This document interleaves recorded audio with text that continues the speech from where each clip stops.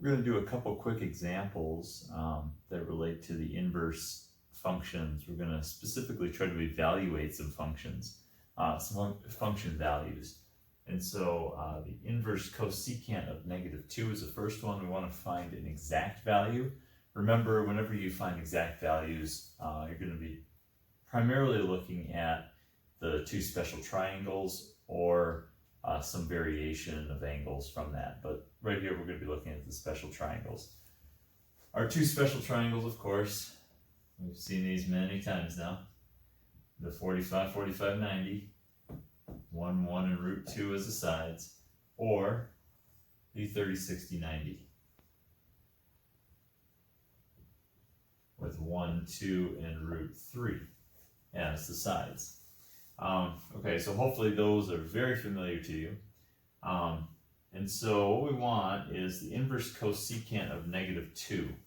Okay, well, that seems a little bit strange at first, but if you think about it this way, if theta is the inverse cosecant of -2, and you think, how does that even relate to these triangles? Well, this is equivalent to saying the cosecant of theta is equal to -2, right? These two statements are inverses of each other, but they're equivalent to each other as well. And so you're looking for the angle whose cosecant is -2.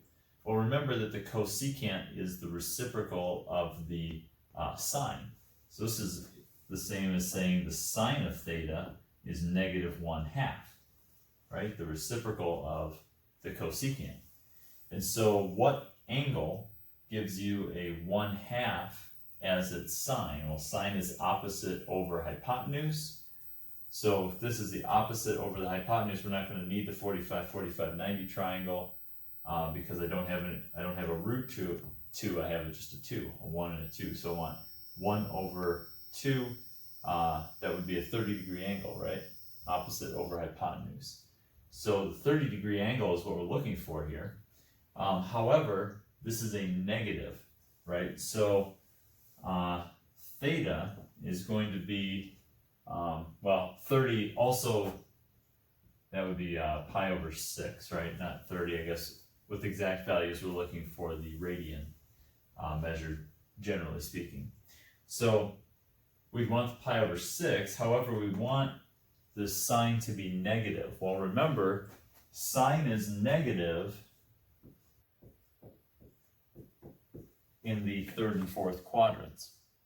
Well, we don't know which of those angles we're referring to here, except that the inverse cosecant does have a range, right? We've talked about the range for these functions and domains. The cosecant, remember, is, since it's the inverse of the sine, it's going to, sine starts like this. Sometimes I have to draw these out to remember them all, actually. So there's a sine, cosecant goes there, so it's going to be there, and it's going to be this one.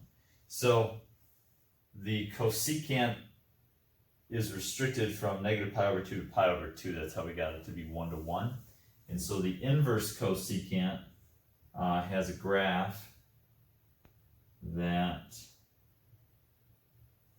should look something like this.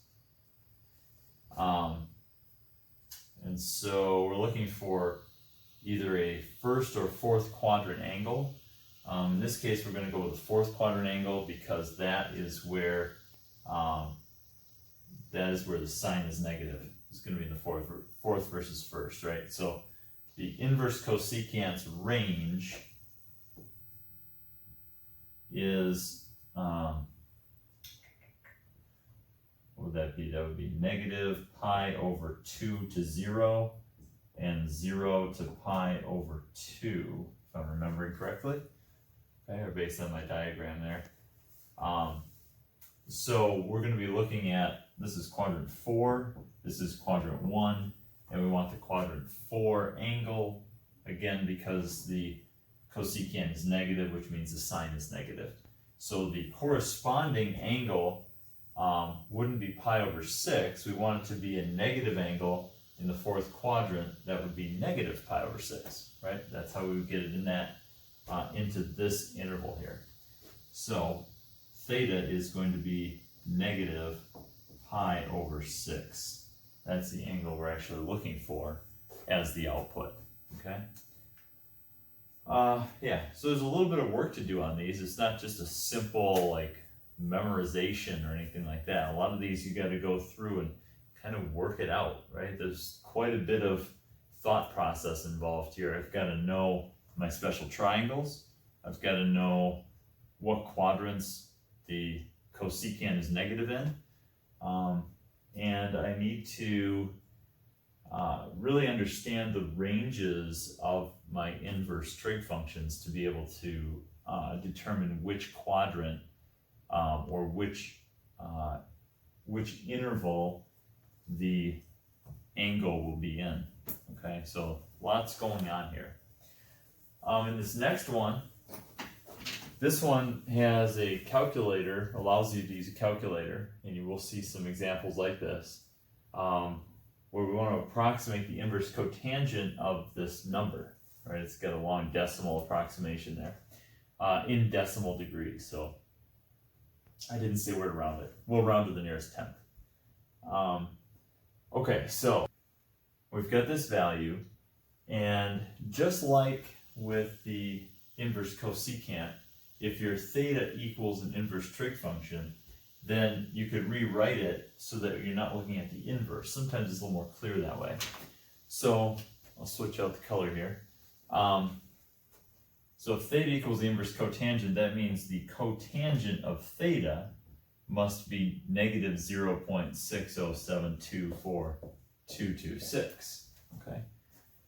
Well, if the cotangent is equal to that, remember we're more familiar with the tangent. Our calculators don't have a cotangent, they'll have a tangent on them. So this is equivalent to the tangent of theta being 1 over negative 0.607242226. Okay? So it's the reciprocal, right? So the cotangent and the tangent are reciprocals. Well, we're not looking for the tangent, we're looking for theta. So theta then must be equal to the inverse tangent of that reciprocal. 1 over negative 0.607242226. So that's what I'm going to put in my calculator, because your calculator has an inverse tangent button. So inverse tan of 1 divided by negative 0.607242226. Oh, and I want that in, what did I say, decimal degrees. I have my calculator in radian mode, so you want to be careful there. Okay, so now my calculator is reading out a negative 58.7 roughly degree angle. Now that's for the inverse tangent. We should make sure that that's going to work for the inverse cotangent. Negative 58 point, what did I say? 7.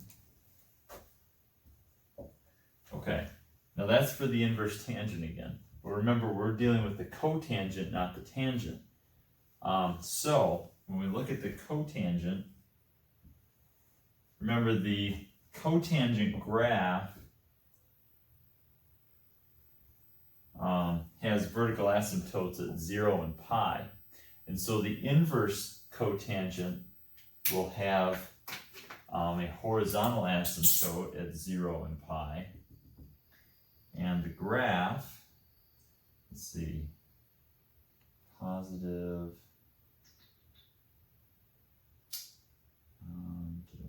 it's going to be this direction here. All right, that should be our inverse cotangent graph, which means the range of the inverse cotangent does not include this angle, right? The range for the inverse cotangent actually should be from 0, what's that, pi, up to pi, right? 0 to pi.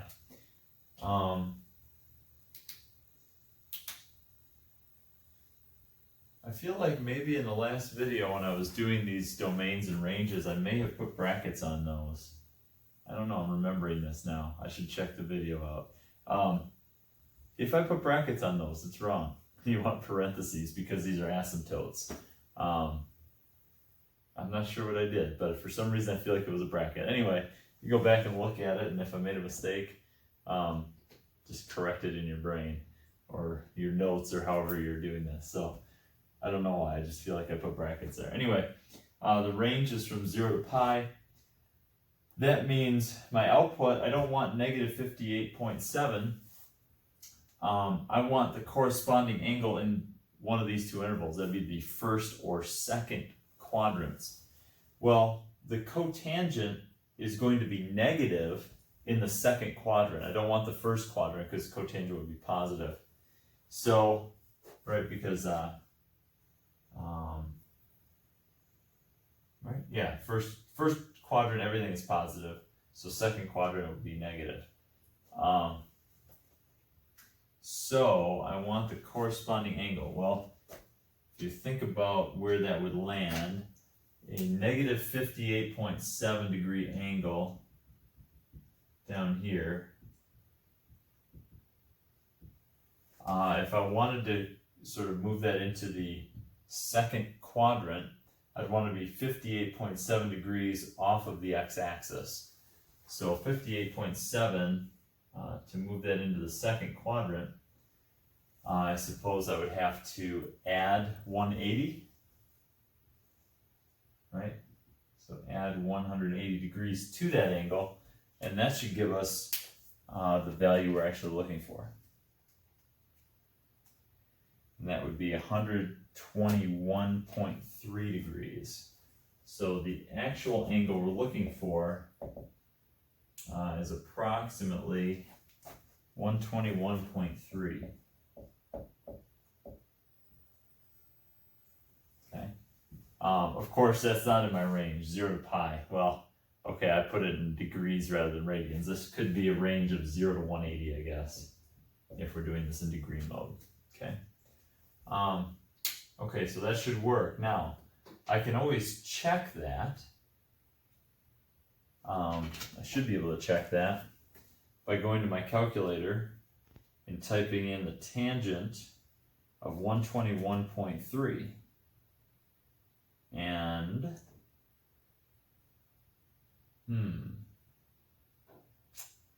oh, yeah.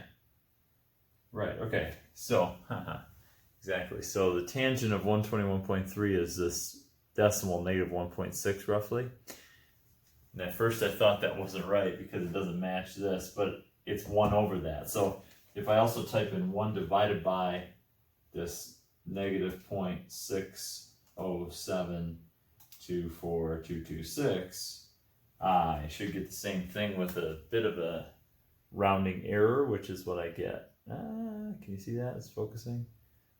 So there's a bit of a rounding error there, but the first few decimals are correct, okay? So it works out, it is correct. 121.3 degrees is the answer you would want there. So again, there's a lot more going on than just, punch this in the calculator and we're done. It's not that easy. You do have to know that the cotangent is not on your calculator. So you've got to convert it to the tangent, do the calculation, and then make sure you get the correct angle, because the range for the inverse tangent is not the same as the range for the inverse cotangent. Okay, so it's very possible that your answer from one inverse function will not be in the range for the answer or for the other inverse function. So you want to be very careful on things like that. Okay, so there's a lot of detail involved in these evaluation problems. They're not just straightforward, punch it in your calculator and you're done. Definitely have to think through these.